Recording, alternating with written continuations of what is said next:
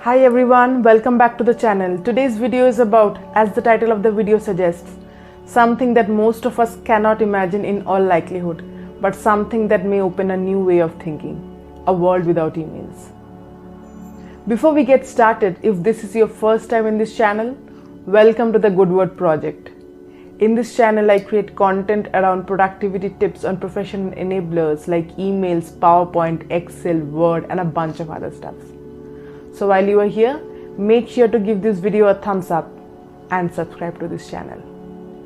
Now let's get started with the topic of this video, a world without emails. Before we start letting our minds think about a world without emails, here are a few staggering facts. Number 1, an average office goer sends out 40 work-related emails and receives 90 of them every single day. Number 2, on an average, an employee checks his or her email every 6 minutes. And number 3, the average number of emails in an inbox is 200.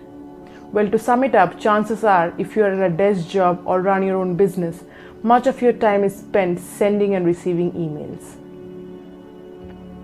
Whether you are an engineer, freelancer, risk professional, or any other professional, being knowledgeable about how to interact with stakeholders and clients via emails is an unspoken essential quality we must have to do our job successfully in today's day and age.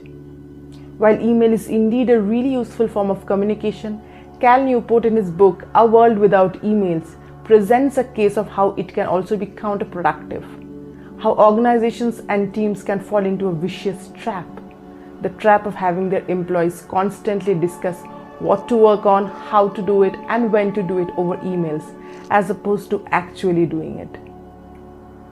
One of the biggest prices of this trap is what he talks at length in the book, context switching. So what is context switching? Well, context switching is when someone always has to be on top of their email. It is nearly impossible and impractical for them to be actually doing some deep and efficient work. This can hurt teams and organizations quite badly, since the cost of this is not just the time lost in writing an email, but also that the brain experiences context switching and simply cannot go back to a state of flow after finishing writing and sending that email. One study found that on an average it takes us 23 minutes and 15 seconds to regain deep focus after an interruption. Another huge pitfall is that the need to constantly check emails get hardwired in our brains, and a lot of people feel the need to constantly check their emails at night and even on weekends, and sometimes even when they're on vacations. This often puts people at a higher state of stress and anxiety, which has a cascading impact on their well-being. So what are the solutions? Newport advocates for a few principles. Let's talk about them. Number 1, the attention capital principle. If we can find a better way to communicate, then we can significantly increase our productivity. The aim of this should be to optimize workflows so that people's attention is not disturbed. For example, if you manage a small to medium-sized team, you could schedule open 30-minute slot in your calendar twice a day for the team members to ask you questions or anything that they may need during the day, or for that matter, anything that they may require to do their jobs well. This would do two things. A, it would put a structure and help in a habit formation for yourself and the entire team. And B, deep work can be scheduled keeping this open 30 minutes meeting. Lesser disruption, more deep work, greater productivity. Let's talk about the second principle, the process principle. Smarter processes can greatly reduce people's anxiety and stress levels. 3 steps that can help one achieve it are: 1, it should be easy to see who is working on what. 2, work can be completed without excessive communication. And 3, a way to update work assignments as the project progresses. There are multiple tools that can help teams collaborate and share information.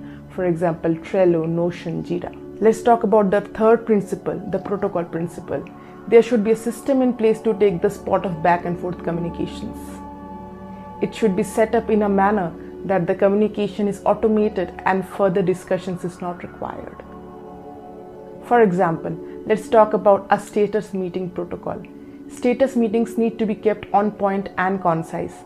The point is to check on the status of a project, and that needs to be adhered to with precision and a high signal to ink ratio. Now let's talk about the fourth principle, the specialization principle. More people should be hired with specific tasks. Having a specific person who focuses on one particular job is much more efficient and lowers the overall context switching of other employees. For example, having designated tasks for the members in the team in terms of troubleshooting technical, functional, and process issues can help everyone focus on their designated tasks and drive home enhanced efficiency. The most valuable currency we have in this world, and especially at work, is our attention.